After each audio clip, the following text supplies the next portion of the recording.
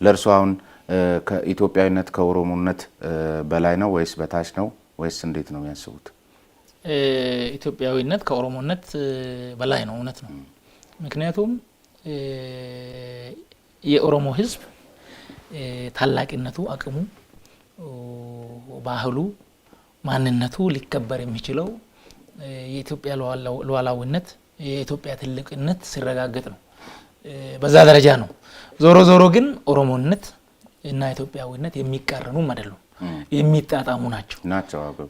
አማራነትና ኢትዮጵያዊነት የሚቃረኑ ሲያስቀድም ስለነበር የበፊቱ ግን በፊትማ የነበረው እሳቤው ነው። እሳቤው ፍልስፍናው ምንድነው? ኢትዮጵያን አቅም የማድረግ ሳይሆን ኢትዮጵያን በማዳከም በደከመች ኢትዮጵያ ውስጥ የመንገስ እሳቤ ነው የነበረው። እኛ የምንፈልገው እሱን አይደለም። በጠነከረች በበለጸገች ኢትዮጵያ ውስጥ ትንሽ እንኳን ቢሆን ድርሻ እንዲኖረን ነው እንጂ የምንፈልገው በደከመች በደቀቀች ኢትዮጵያ ውስጥ እኛ መንደላቀቅ አይደለም እሳቤው። ስለዚህ መደመር ብለን ያለው ለዚህ ነው። የእያንዳንዱ ሰው ዕውቀት፣ የእያንዳንዱ ሰው ጉልበት፣ የእያንዳንዱ ሰው ሀብት በመደመር እሳቤ ለኢትዮጵያ ግንባታ መዋል አለበት ነው። ስለዚህ ኢትዮጵያዊነትን ስናስብ በዚህ ደረጃ ነው። በተለይ ከዚህ ከአማራ ብልጽግና ጋር ያላችሁ ግንኙነት ላይ እንኳን አንድ ልትሆኑ የዓላማና የተግባር አንድነት እንኳን የሌላችሁና ምናልባትም አንድነታችሁ መከራ ሲመጣ ፋታ ስታገኙ ግን እዚያና እዚህ መሆናችሁን በጣም የሚያሳዩ በየመግለጫዎቻችሁ ላይ የምትወራወሯቸው ነገሮች አሉ። ብዙ ምሳሌዎች ማንሳት ይቻላል። ለምሳሌ ማሳያ ሊሆኑ የሚችሉ ነገሮች እዚህም ይዣለሁ፣ ግን እንደው ዝም ብለው ሀሳብ ይስጡበት እስኪ እዚህ ላይ። በዚህ ደረጃ ግልጽ መሆን ያለበት ብልጽግና አንድ መሆኑን ነግሬያለሁ። እሺ፣ የተለያየ ብልጽግና የለም። በፕሮግራም ደረጃ አንድን፣ በመተዳደሪያ ደንብ በህገ ደንብ ደረጃ አንድ ነው። ግጭቶች ደግሞ ከክልል ክልል ውስጥ ብቻ ሳይሆን በእኛ ክልል ደረጃ በእሳቤው ላይ ያልተስማማን በትግል በግምገማ የተለየን ሰዎች አሉ ማለት ነው። ሶ እዛ ጋር ተሆኖ እስቲ አንድ እቺ ምሳሌ ብቻ ለርሶም ማብራራት እንዲመቹት። ለምሳሌ ሰሜን ሸዋ አካባቢ ላይ የደረሰውን ጉዳይ ተመልክቶ ባለፈው ጊዜ የጠፋውን ጥፋት ተመልክቶ የኦሮሚያ ብልጽግና ፓርቲ ጽህፈት ቤት ራሱ ከሳሽና ፈራጅ የሆነበት መግለጫ ማውጣቱ የምንመራውን ህዝብ የማይመጥን ከሀገርና ከህዝብ ክብር በእጅጉ ወርዶ ጫማችን ስር የሚገኝ መሆኑን ያረጋግጣል ሲል የአማራ ክልል አወጣ። ከዚያ ደግሞ እዛው ሲቀጥል የናንተ ደግሞ መግለጫ አወጣችሁ ጽንፈኝነት የወለደው ነው የሚልና የናንተን መግለጫ ደግሞ ከችግር ፈቺነቱ ይልቅ የአይምሮን ሚዛን ያልጠበቀ ችኩልነት የሚጫነው ተራ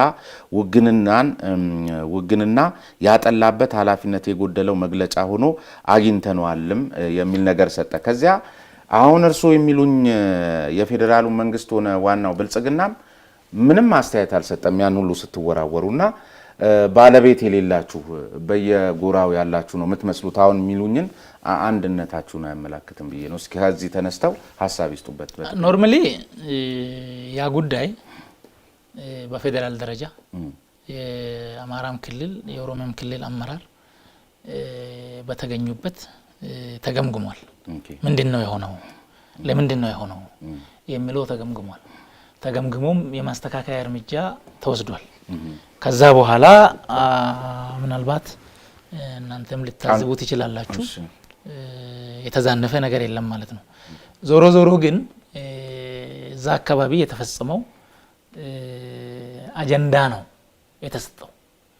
ያ አጀንዳ ለአማራ ክልል ኢምፕሊኬሽን አለው፣ ለኦሮሚያ ክልል ኢምፕሊኬሽን አለው።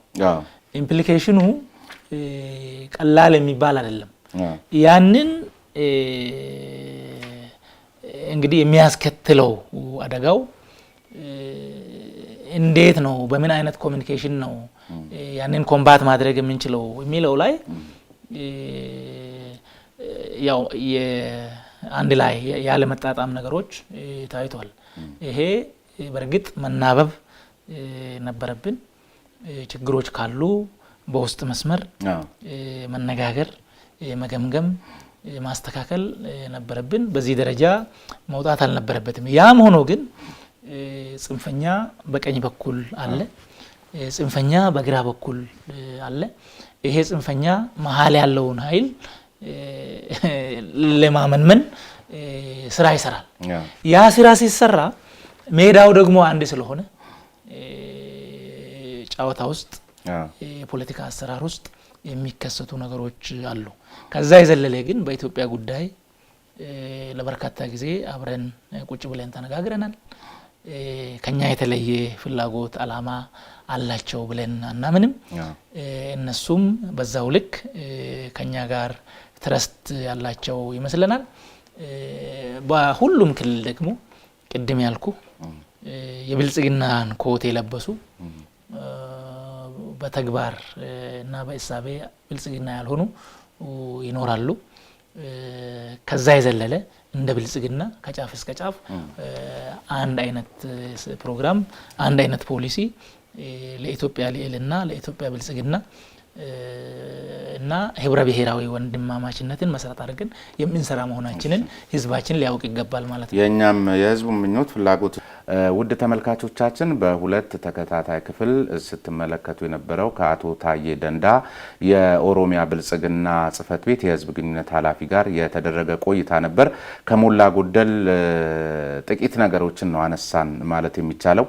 ከሁለት ክፍል በላይ ዘለግ ማለት የሌሎችንም ቦታ መያዝ ስለሚሆን እንግዲህ ከምርጫ ውጤት ይፋ ከተደረገ በኋላ ደግሞ በሌሎች ቀጣይ የልማት ግንባታ ስራዎች በወጣቶች እድል ስራ ፈጠራ ላይ ብዙ ማውራት ይገባናልና ወደፊት ተገናኝተን ደግሞ እንደዚሁ ከናንተ የተነሱ ሀሳቦችንም ሰብሰብ አድርገን የምንወያይበትን እድል የምንፈጥር ነው የሚሆነው። ለዛሬው በዚሁ አበቃለሁ። ስሜነ ባይፈርስ ነኝ። አቶ ታዬ ደንዳ እዚህ ድረስ ተገኝተው ይህን የመሰለ ሀሳብ ስላካፈሉን አጠቃላይ በዚህ የኮሙኒኬሽኑንም ስርዓት እንደዚሁ ተችተን ነበርና ህብረተሰቡ ማወቅ ያለበትን ነገር እንዲያውቅ ስላደረጉ